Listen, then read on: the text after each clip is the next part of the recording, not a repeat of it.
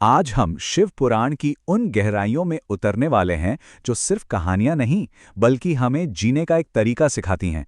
ये वो सबक हैं जो शायद हम सब हर रोज देखते हैं, पर पहचान नहीं पाते। तो चलिए साथ मिलकर इन रहस्यों को समझते हैं। अच्छा, एक सवाल से शुरू करते हैं। कभी सोचा है, जो सबसे शक्तिशाली हैं, जिन्हें हम देवों का देव कहते हैं, वो कैलाश के ऐश्वर्य की जगह एक श्मशान में क्यों रहते हैं? और क्यों? वो सोने चांदी का ताज छोड़कर अपने शरीर पर राख लगाते हैं, वही राख जो जीवन के अंतिम सत्य की याद दिलाती है। और सबसे जरूरी सवाल, एक ऐसा सवाल जो हम सबने कभी ना कभी महसूस किया होगा, कि आखिर ऐसा क्यों होता है कि जो सबसे मजबूत होता है उसी को सबसे ज्यादा सहना पड़ता है। इन सभी सवालों के जवाब हमें मिलते हैं शिव पुराण में।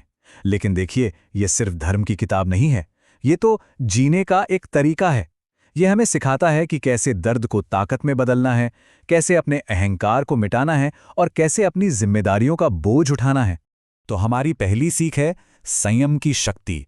ये वो पावर है जो बाहर से नहीं, बल्कि अंदर से आती है। चलिए इसको थोड़ा और गहराई से समझते हैं। सोचकर देखिए, भगवान शिव, जिनकी सिर्फ एक नजर से पूरा ब्रह्मांड खत्म हो सकता है, जिनके गुस्से से दुनिया कांप सकती है, इतनी इतनी असीम शक्ति होने के बावजूद वो हमेशा शांत रहते हैं, ध्यान में लीन। यहां जो लिखा है ना, वो असली शक्ति का राज है। जो खुद पर काबू पा लेता है, असल में वही सबसे ताकतवर होता है। ये कोई गुस्सा पी जाने या अपमान सहने की मजबूरी नहीं है, ये अपनी भावनाओं का मालिक बनने का एक चुनाव है। और हाँ, ये कोई कमजोरी नहीं है जैसा शायद दुनिया समझती है, ये शिवत्व है। सेल्फ कंट्रोल की वो सबसे बड़ी शक्ति जो हमें किसी भी हालात में स्थिर रखती है। और सेल्फ कंट्रोल की यही शक्ति हमें जिंदगी की सबसे बड़ी मुश्किलों का सामना करने में मदद करती है। और यहीं से हम अपनी दूसरी सीख पर आते हैं, दर्द में दृढ़ता। शिव ने सती को खोया था, उन्होंने वो दर्द सहा जिसकी हम कल्पना तक नहीं कर सकते। वो बिल्कुल अकेले हो गए थे, लेकिन इस असहनीय पीड़ा के बावजूद उन्होंने दुनिया को नहीं छोड़ा। वो अपनी जिम्मेदारियों से पीछे नहीं हटे। इस स्लाइड को जरा ध्यान से देखिए। शिव के संघर्ष की तरह ही आज भी न जाने कितने लोग हैं जो अंदर से पूरी तरह टूट चुके हैं, फिर भी वो रोज उठते हैं, काम पर जाते हैं, अपना घर चलाते हैं। ये जो हिम्मत है ना, यही असली ताकत है।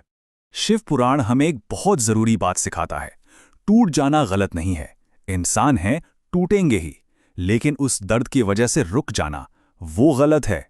दर्द सहकर भी आगे बढ़ते रहना, यही तो जिम्मेदारी की निशानी है। और अब हमारी तीसरी सीख इसी से जुड़ी हुई है, विष का दायित्व। याद है समुद्र मंथन की कहानी?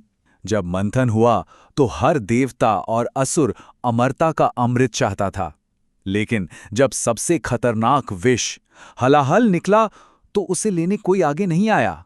वो जहर शिव के हिस्से में आया। उन्होंने एक सवाल तक नहीं किया, कोई शिकायत नहीं की। दुनिया को बचाने के लिए उन्होंने वो विष पी लिया। और सच कहूं तो ये आज भी होता है। कई लोग अपनी तकलीफें खुद पी जाते हैं ताकि उनका घर, उनका परिवार सुरक्षित रह सके।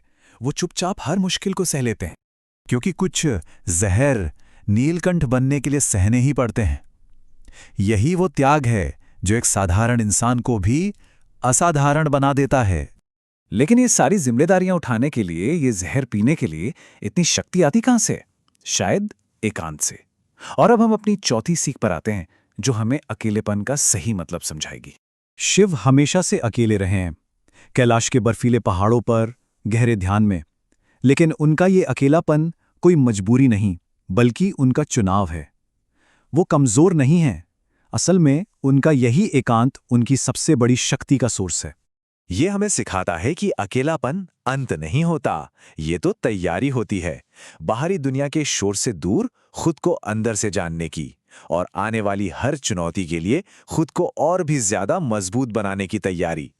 और अब इन सभी सीखों का सार हमारे अंदर के शिव।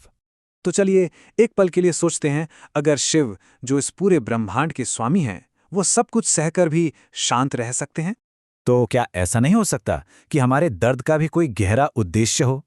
शायद ये हमें तोड़ने के लिए नहीं, बल्कि हमें कुछ ऐसा बनाने के लिए है जो हम पहले से कहीं ज्यादा मजबूत हों।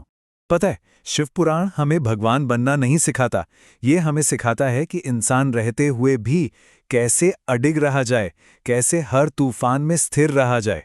तो अगर कोई चुपचाप सब कुछ सह रहा है, अगर कोई अपने हिस्से का जहर पी रहा है, तो बस इतना याद रखना, शिव आपके अंदर भी हैं। हर हर महादेव।